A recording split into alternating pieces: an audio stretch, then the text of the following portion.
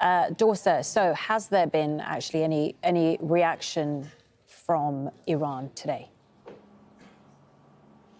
There hasn't been any official reaction from Iranian government spokesperson or any other high-ranking officials here in the capital, Tehran. But I think it's going to come very soon. This is going to be seen as a huge victory for not only the Palestinian cause, but also for the Iranian government and system, which has been behind the Palestinian cause since the very beginning of the formation of the State of Israel and the Islamic Revolution of 1979.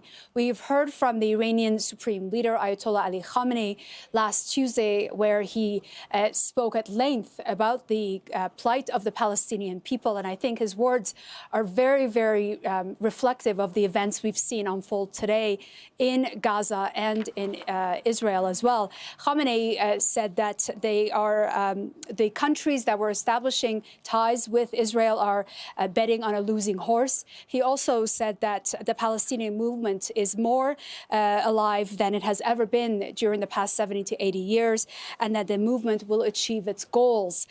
He also has said that Israel is a cancer that needs to be eradicated at the hands of the Palestinian people and the resistance forces in the region.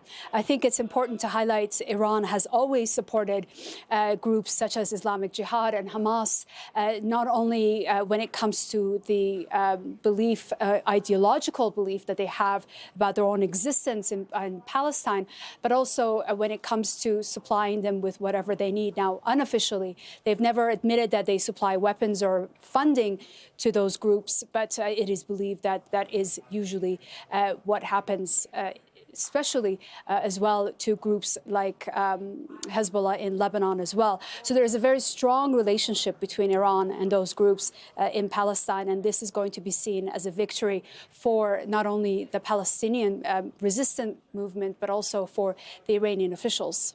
I guess the question is, how much more support are they willing to give? Is it just going to be words, or is there going to be action? I mean, we've actually heard a call for arms from the Al-Aqsa Brigade this morning. What is going to be the thinking in Iran about that? Well, usually when Iran unveils, just to give you an idea, a new missile of any kind, they always make a point to reference how long their missiles would take to reach Tel Aviv from Tehran. The last time we saw this happen was in June, when Iran unveiled its first ever hypersonic ballistic missile. And they said that it would take 6 minutes for it to reach Tel Aviv from Tehran, a warning to Israel that they have said over and over again with each unveiling of these missiles. Now, officially, Iran has not admitted that they are selling or providing these missiles to the groups, the resistance groups in Palestine, but I think many believe that that is the case.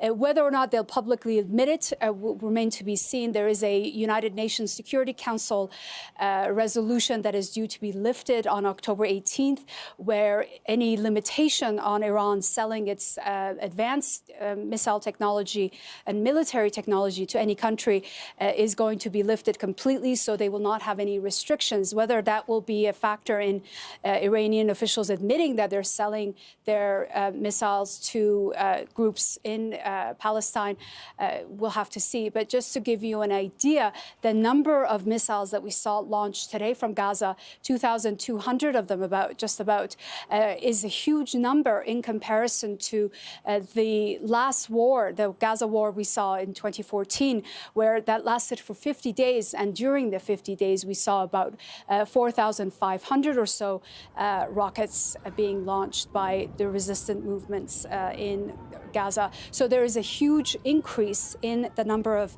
missiles that they have in their arsenal.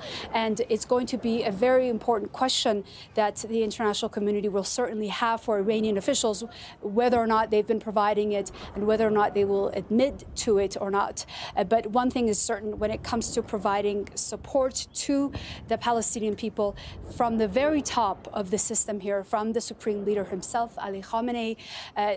He has said over and over again that the Iranians will do anything they can to help the resistance and to free the Palestinian people and to get rid of the occupiers in on their land. Now, what that means, they never specify, but we'll have to wait and see. Tulsa Jabari there for us in Tehran.